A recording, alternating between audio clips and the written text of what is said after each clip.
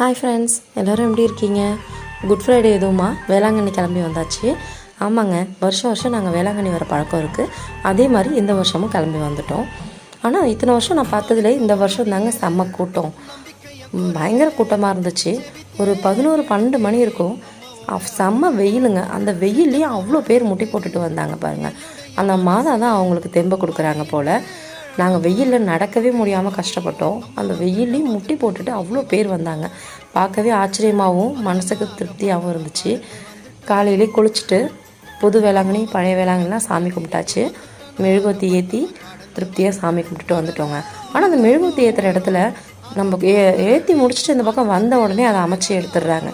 அது என்ன காரணம்னு எனக்கு தெரியல. அது கொஞ்சம் மனசு கஷ்டமாக தான் இருந்தது. சரி இருக்கட்டும்னு சொல்லிட்டு நம்ம திருப்திக்கு ஏற்றிட்டு வந்தாச்சு. சாமி கும்பிட்டுட்டு நல்லபடியாக வீட்டுக்கு வந்துட்டோம். நீங்கள் வேளாங்கண்ணி வந்திருந்தீங்கன்னா உங்களுக்கு வேளாங்கண்ணி பிடிக்குன்னா கமெண்டில் சொல்லுங்கள், லைக் பண்ணுங்கள். பாய்.